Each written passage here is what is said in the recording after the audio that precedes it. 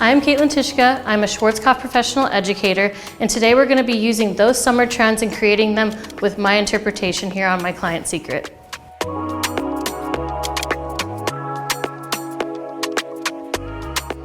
So during our consultation, Secret and I talked about what our expectations are whenever it comes to the hair versus my ideas for our creamsicle trend.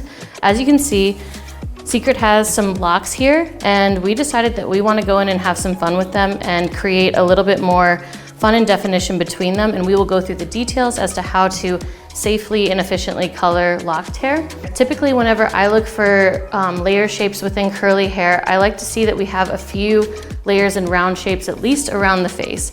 I feel like this is very flattering, especially for the shape of Secret's face. Her hairstylist that had previously cut this hair has cut in some beautiful layer shapes in there. I'm loving the definition that I see between here and the layer shapes that we have up here. The hair is also in incredible health. This is an incredible canvas for us to start pre-coloring the hair, as well as it is virgin hair. This is some of our most favorite hair to color. So I'm very, very excited to deliver some virgin applications on this hair, as well as a few different tips and tricks as to how to color Secret's hair.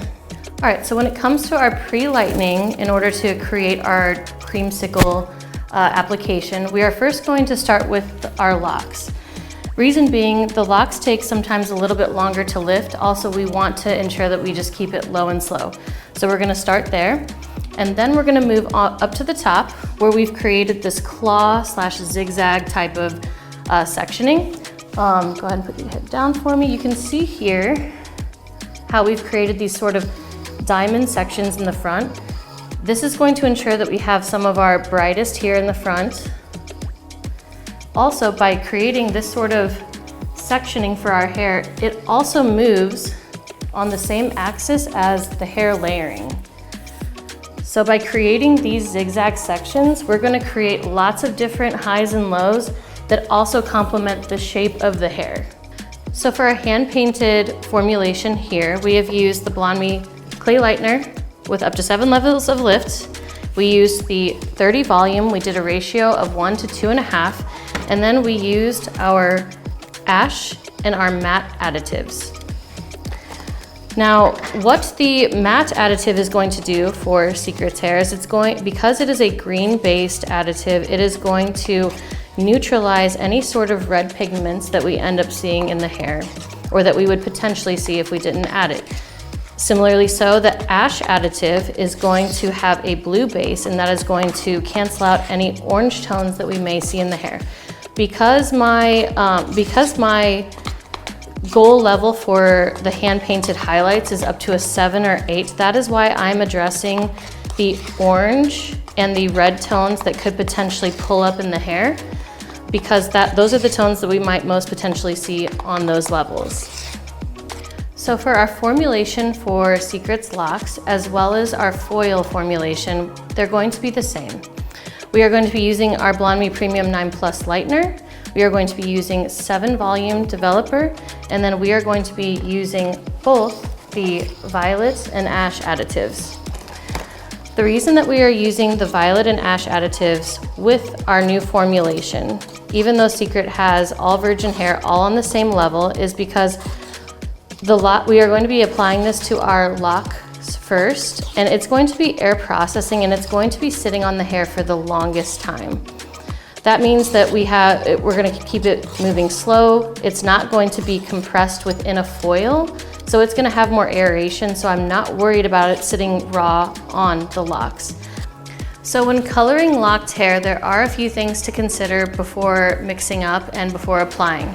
You always want to consult with your client to know exactly how long they have had their locks, and then you also want to assess the strength of the locks.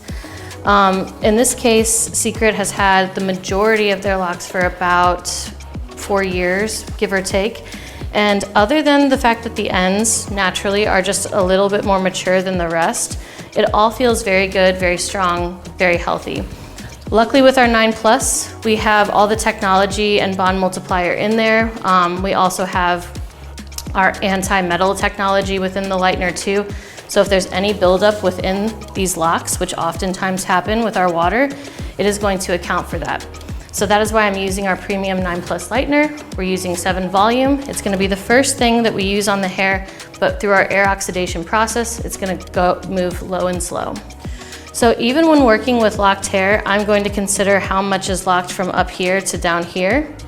This is also the most eldest hair on the head. So similarly to how I apply to unlocked hair, I'm going to start from the mid shaft, not quite to the end, but this is what I'm going to focus on first. The idea with locked hair is to not saturate it all the way to the middle, because that is also just a very unrealistic expectation. You also kind of want to start where the hair is most locked. We can see that up here, we have some regrowth. If I were to apply it all the way up to that regrowth, we would get a lot of lift very quickly. You're gonna saturate a lot more than what you're used to. I tend to just use my hands for this. And I'm also gonna be leaving the ends out. Any ends that I intend to lighten, I'm going to leave those out until I have done all of the mid strands of the rest of this. The age of the lock can affect the lift, but that really more so depends on how it's been maintained in the hair health. Sometimes the lock is better with age and more strong, because when newly locked hair sometimes needs some time to solidify within the lock and to truly lock up. If you start to pre-lighten that hair too prematurely, you can actually soften and loosen the texture within the lock, and it can start to unlock. So typically the longer the hair has been locked, the safer it is to color, because you don't want to pre-lighten the lock and then it start to unlock because you did it too soon. In my opinion, as an artist, you always have to check the integrity and the level of lift in order to know if you can go past that 45 minutes. With air, I feel like it changes a lot of those rules in my opinion, but that is something that you are going to have to check every 10 minutes in order to ensure that you can leave it on longer past that recommended 45-minute time.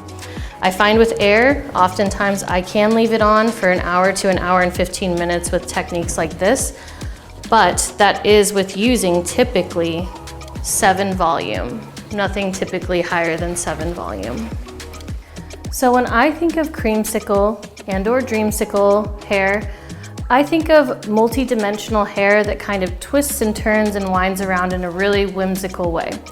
So assessing Secret's texture, I want to work at the angle that their layers are going at. So we've created all of these different blocks. Within these blocks, I want to make sure that we want to be doing thicker sections for our foils and our hand painting. The reason being we want to do thicker sections for our hand painting and our foils is because if you do too fine of sections on this texture of hair, you're going to lose that dimension. So it might seem a little taboo at first, but we're just going to be dividing these sections into 2 each. And we are going to be doing a foil placement and a hand painting placement all within these sections. So first I'm going to divide this section in half, and I'm going to put this section into a foil. I'm not really concerned about bringing it all the way up to the root. We want to keep this look a little bit low maintenance. So I'm going to very gently, very, very gently with Secret's hair, just backcomb a little bit. Then we're gonna take our foil and put the hair in there. We have a lot of hair in this foil too. So given that we're using 7 volume with a 1:2 ratio, once again, this bleach is not super aggressive with our 7 volume and our mixing ratio. Technically, the more developer that you use within any formulation, you are going to semi-weaken the strength of it. So once again, we're working with super gentle formulations here within our foil. We want to make sure we get it nice and evenly saturated.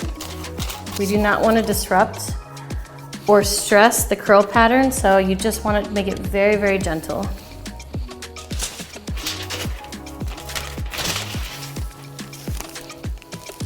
Lock that in just a little bit. And then we're gonna go in with our lightener. Our BLONDME 9+ Premium Lightener, 7 volume with ash and violet additive. Saturating very, very thoroughly. Our ratio is 1:2. Feathering up into the base just a little bit for a very diffused and seamless transition from the natural to our fashion shade.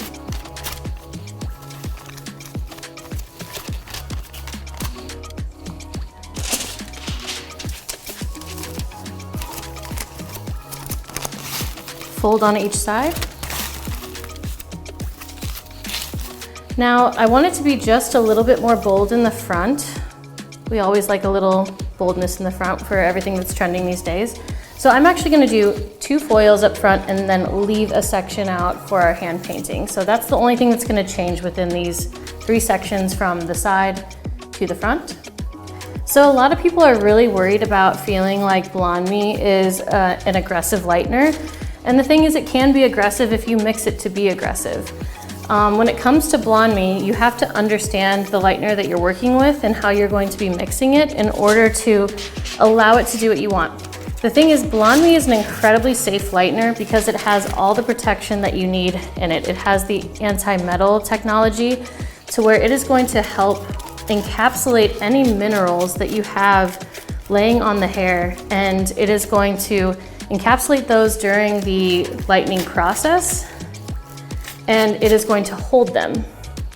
As you color, it is going to keep those metals from reacting in the bleach, and then they're just going to simply rinse away at the end.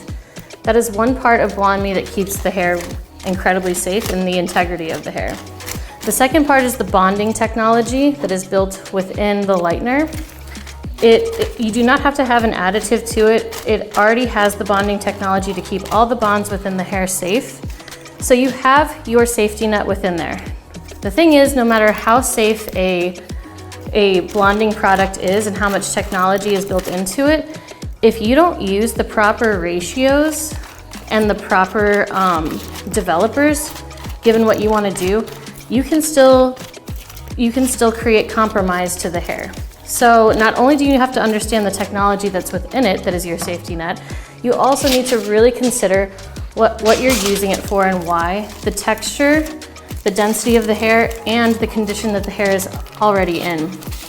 And the more you understand how to manipulate your developers, meaning the ratios of them to use, the volume with which to use, that is how you're going to ensure that you can keep the hair as safe as possible. That is why we are going through today, and we are using 2 different formulations in 3 different ways. So now that we have our foiling established, we're gonna go in and repeat the same thing on the next side, and then we're gonna go into our hand painting. All right, so we just finished our application on the sides and around the face on Secret's hair. What we want to do next is we wanna do the same application of foils, but we're just gonna do it on 2 sections in the top because we do want the highest concentration of it around the face and on the sides, but I do want to see little pops of color just to even it out on the top. So we are going to do 2 foiling sections on the top, and then we're gonna move into our hand painted techniques for the rest. Okay. So what we're doing here on the top with these few sections is the exact same application and formulation that we used on the sides. I just still want some peaks and valleys, some highs and lows throughout the top. I don't want as many as I want on the sides. So we're doing just a few foils up top in order to ensure that we have some dimension up there as well before we go into our hand painted techniques. All right, so now we've done our 2 foil placements up top, just 2 simple, large, thick sections up here. We're gonna put that down, and then we're gonna move into our hand painted segment. We're gonna start in the back and keep working our way to the front, and we're just gonna be doing some traditional hand painted highlights. So the reason we're doing a mix of foiling and hand painting is because I want to predetermine the dimension within the hair by manipulating that through what we're doing with our lightening. Everything that's gonna be in the foils is gonna be a bit lighter and brighter than what we're gonna be doing with hand painting. Everything, the goal is to still be blonde, but we're gonna have our brightest blonde in the foils with our deeper blondes throughout everything that we hand paint. For our foils, we have our BLONDME Premium 9+ Lightener with 7 volume, For our hand-painted highlights, we are going to be doing our clay lightener with 30 volume. In addition to getting different types of blonde dimension throughout using our foiling technique and our hand-painted technique, when we use the BLONDME Premium 9+ Lightener, we're gonna get up to 9 levels of lift within these foils, whereas with the clay lightener, we're gonna get up to 7. So we're looking at having a difference between a level 9 and a level 7 blonde here, which is gonna create our dimensional tones. We want really, really good saturation through here because we really want to see the blonde start to transition through here and get most dense on the ends. This is a very traditional sort of hand-painted technique. The reason why you're seeing a lot of blue reflection within the clay lightener, normally when we use this we mainly see a white finish, is because we have our bleach and tone additives within it. So if it's kind of looking a little bit like other BLONDME lighteners, it is the clay lightener. The tone is just a little bit adjusted because we used our bleach and tone additives. Similarly to the rest, we're gonna do the exact same application moving forward. We're gonna bring it up equally as much to the root with the same density match with our saturation from the mids to the ends, working our way from the back to the front. Doing the same hand-painted technique from back here all the way to up front, we're gonna be doing the same application, the same density of lightener, and we are going to be not leaving any pieces out. We are going to be covering the rest of the hair with our hand-painted technique. All right, so we just finished all of our techniques, all of our foiling, all of our hand painting, and at the very end, just to go back to our locking pre-lightening, we tipped out the ends the very last. Here's a little look at what we've done. You can see our pre-lightening sections here, all of our foiling, our few foils that go within the back. We're gonna keep checking our foils. If those are ready a little bit before our hand painting, we can pull those. But given all of our formulations, this should all process out pretty evenly and we can probably rinse it all together. So stay tuned for our toners and then our Chroma ID formulations. So now we have toned Secret. We toned Secret using 9.5-98, 7-48, and 9-1 in a 2:1:1 ratio using our 6 volume clear developer in Vibrance as well. Reason being that we decided to pre-tone Secret's hair before applying our fashion shades is because we want more longevity out of our fashion shades. Oftentimes, if you can do a toner to complement what you're going to put on for your direct color, you're gonna get more longevity and the fading is going to be a lot nicer and more true to tone. So we used all of those tones in order to bring out a little bit of what we're going to do and enhance the color as well as give Secret more time out of their color service. We left that on for about 15 minutes and then we rinsed it thoroughly, and now we're about to go in with our Chroma ID shades. So I just got done mixing up our Chroma ID shades. Why Chroma ID for this particular color project? One of the benefits of Chroma ID is it is a color depositing conditioning mask, meaning we can deposit tone to the hair while also having a conditioning treatment all in one. Here I've mixed up a light pink, a peach, and a light copper. For our pink formulation, I used equal parts 9.5-19 pink and clear. For our copper shade, I used 7-77 with clear, equal parts. For our peach shade here, I used pink, I used clear, I used 7-77, all equal parts as well. All right, so now we've pre-sectioned Secret's hair. I've pre-sectioned it into sections that go from ear to ear, all the way across the head. And each of these sections is going to be its own individual color.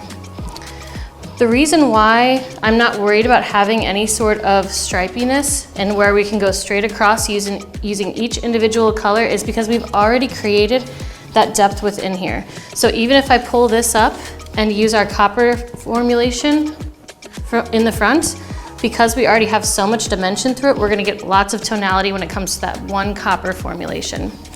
Before we do that though, we're gonna pull up the top of Secret's hair and we are going to color the locks underneath And my approach to this, personally, I just want to go about it organically, artistically. I want to have fun. I want to do a rendition of some different melts. So we're just going to eyeball this and have fun with this part.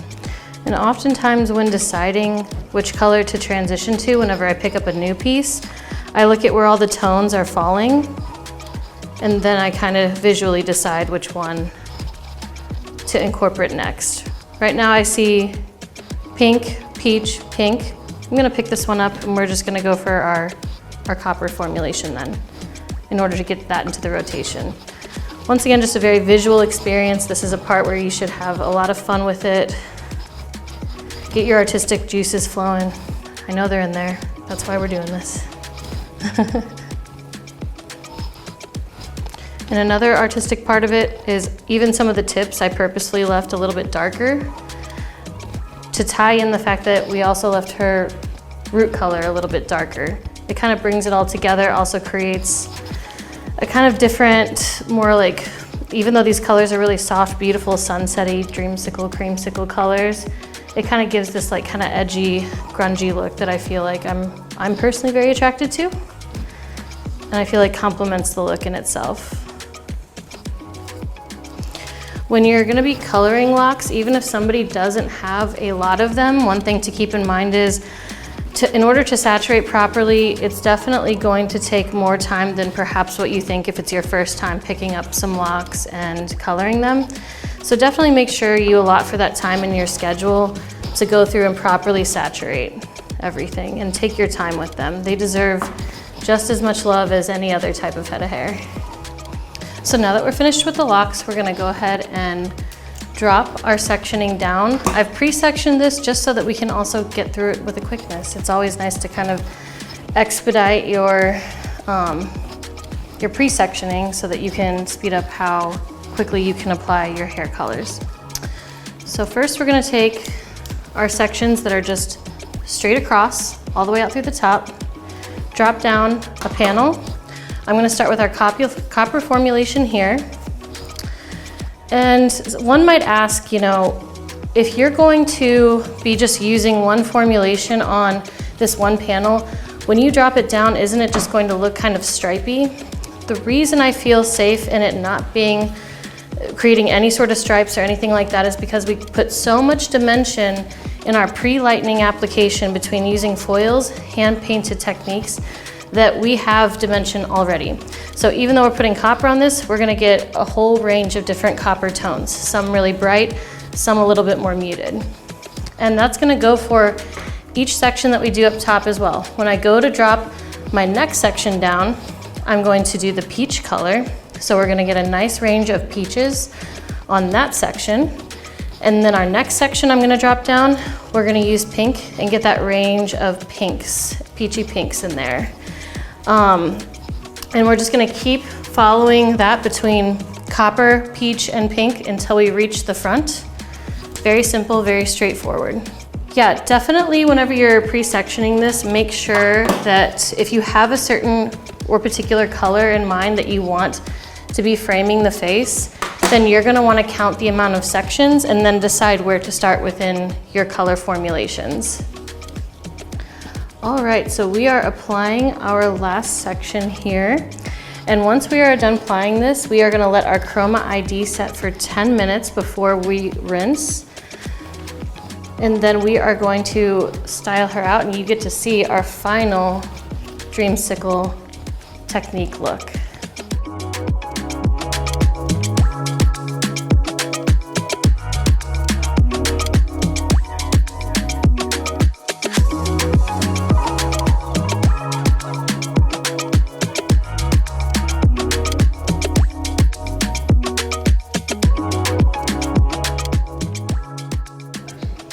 All right, so now we've rinsed all of our color and we styled. To style Secret's hair, I used a bit of the Bounty Balm and then I also topped it off with our Tipsy Twirl and then diffused the hair. At the very end, I went through and just used an iron just to accentuate a few pieces and stuff like that, give it even better shape. And Secret, if you turn your head, you can see all of this beautiful dreamsicle sherbet type of dimension that we have going on with our placements and our techniques. Go ahead and show the other side. Beautiful, and then let's also bring these locks around and show how those all go with what we've done up top.